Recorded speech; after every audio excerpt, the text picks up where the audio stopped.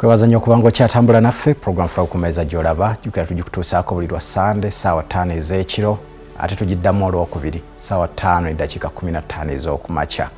N'olwekyo osobola okugiraba emisana bw'oba okalubiriddwa obudde obw'ekiro. Faayo gye tugoberedde y'Emityana yeekuusa ku kutemula mufuzi wa boodabooda Kalyango yavaako okukwatibwa kwa kansala Nyalwaya. Oluvannyuma Nyalwaya yayimbulwa tatwaliddwa mu kkooti ekyanyiza abatuuze ate Nyalwaya n'abaggulako emisango ebiri okuli ogw'okwonoona ebintu bye nga batwalira amateeka mu ngalo wamu n'okumutiisatiisa egigulumbya abatuuze n'abakulembeze. Twongere okugoberera.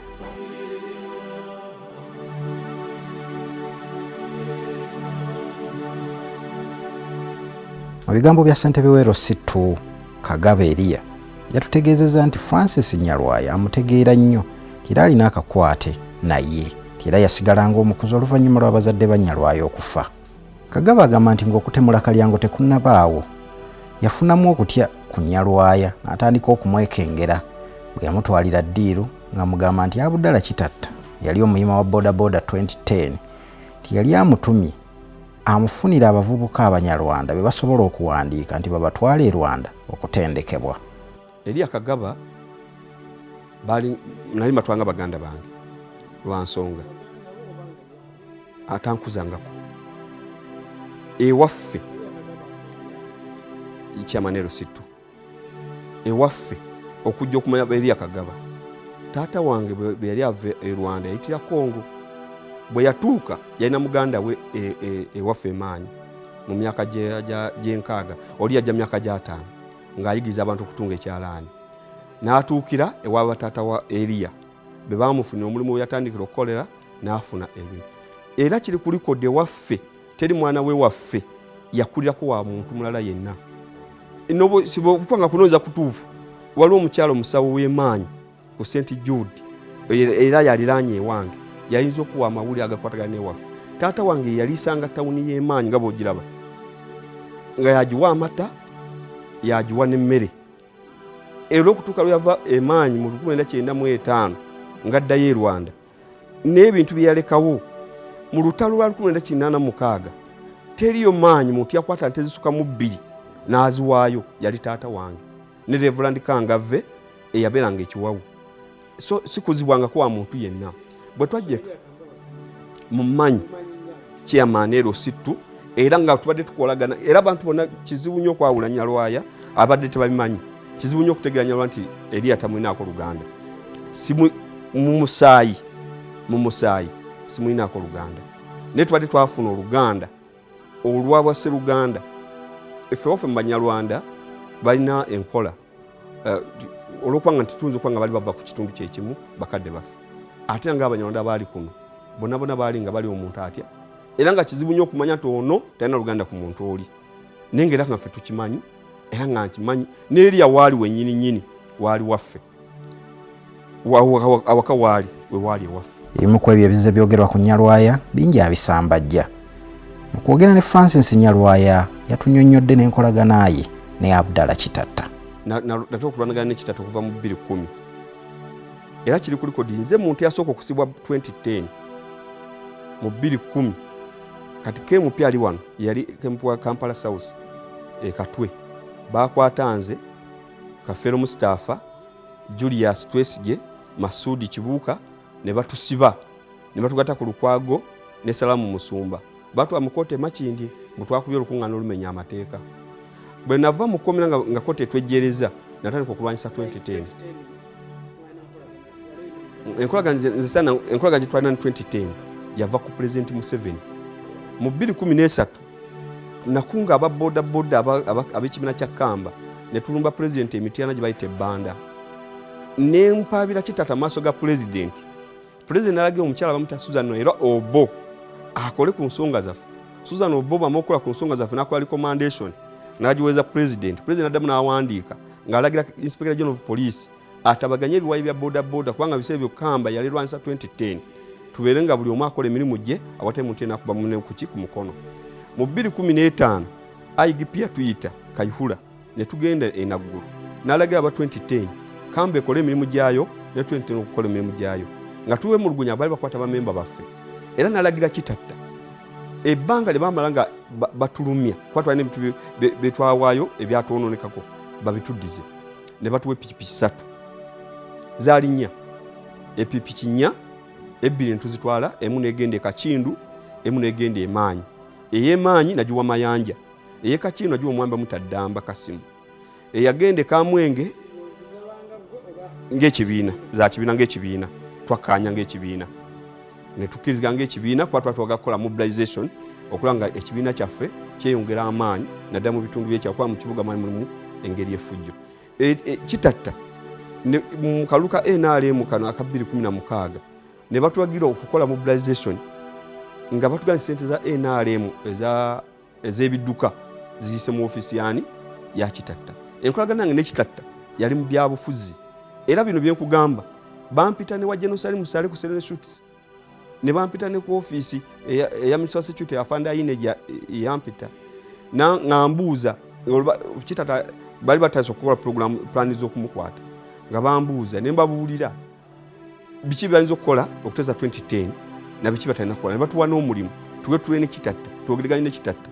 ne tugatwogera ne kitatta ze saamanya amanyi ga kitatta gye gaali gava naye kye nali manyi kyali kimu era teri muntu yali banda Emaanyi ndoza bishop yayinza obutaba mulimba owa Kinda Mitana Diocese bwe twatuwabira kitatta wa president yaga mutawana nango kitatta gwe mwogerako n'abamawulire baali webali ne bwe batama amawulire ago agaali awo ojja kulanga mpaabira kitatta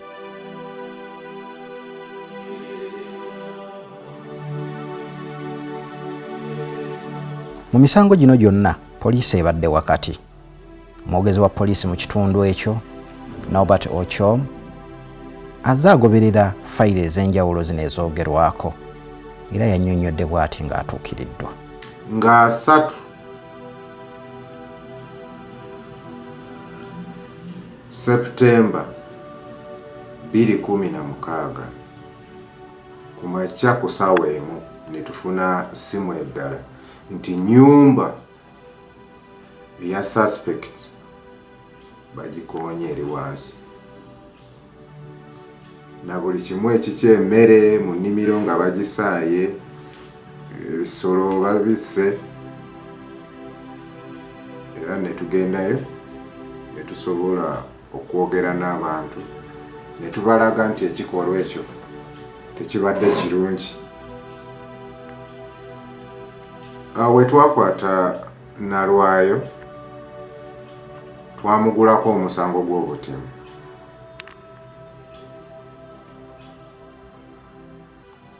Fayiro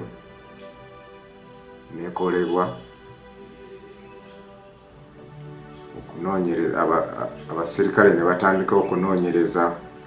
ku musango gw'obutemu.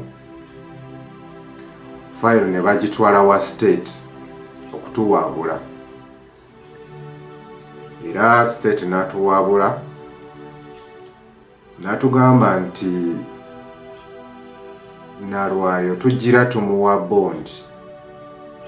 kubanga fayiro ebadde eyina ebintu ebyetaagisa okujjuza. Nalwayo ne bamuwa bond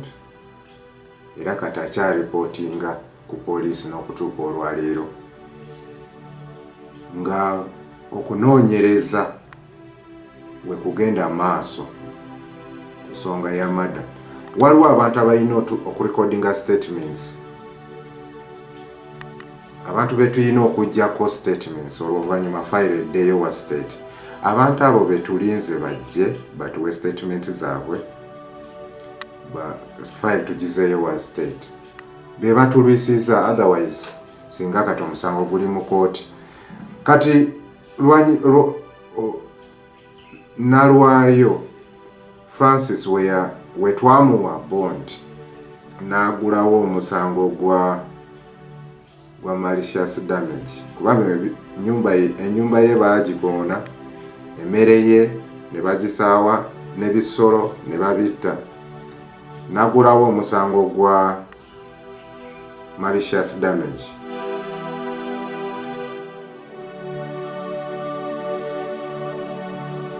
Katonzika ensonga zino buli luuyi lulina okusaba kwalwo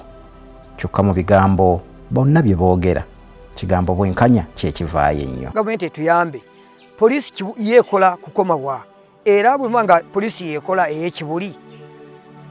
lwaki region gyeziri ne district. Nolwekyo nsaba nnyo abakola ku gwa security, abakola kunoonyeza mu ggwanga lino mmanyi nti mwebali nnyo batuyambe ku nsonga eyo. Tetuli bamativu nga ffe abakulembeze b'abantu abatambula mu kiseera mu bantu. Ekisooka nyabukedde ennyambe egende wa DPP enoonyereze muntu kye yawandiika ng'asaba fayiro eya CRB 2010/2016 ne CRB 359/2017 zireetebwe ng'asaba ziggalibwewo. Bwe tunategeera omuntu oyo omuntu eyasaba ekintu ekyo, poliisi etandikire ku oyo okunoonyereza okufa kwa Kalyango Peter. Lwaki ayagala fayiro eyo eggalwewo ng'ate yali ekyali mukola ki mu kunoonyerezebwako? Ekyo kusaidia bukiri kyenani yagadde okusaba. Program Fakumeza ekiro kya leero twagala giwunzikira wano. Ekisinga obukulu mu fayiro eyo bw'ogyetegereza kigambo bwenkanya kikulu nnyo, ate era n'okukwata ebintu mu ngeri y'obwanjulukufu bantu basobole okwawula amazima ku bulimba. Ekyo wekikolwa bitongole byonna kuviira ddala ku poliisi, kitongole ekiwaabi kya gavumenti kw'ossa ne kkooti, kukaaba kw'abantu oba oliawo kunaakendeera ku njuyi zonna, naddala oluuyi olulina amazima lwesigamye ku mazima. Njagala basiibulira wano tuddingane binaaba bivudde mu fayiro eyo, tujja kuba tubibatuusaako mu maaso eyo, tujja kuba tugoberera tubibatuuseeko. Fayiro ku meeza kampunzikire wano, nyongera kutegeeza tugikutuusaako buli lwa Sande ssaawa 5 ez'ekiro nga gataliiko nfuufu gaakaggwa, ate tugiddamu ku Lwokubiri ssaawa 5:15 ez'okumakya, n'olwekyo agisubiddwa ekiro osobola okugiraba ku makya. Nze Richard Kaira Ssaalongo yakwagaliza kiseera kirungi, asubiddwa eyo olwaleero ekiro, girabe ku Lwokubiri ssaawa 5:15. Mirembe myereere.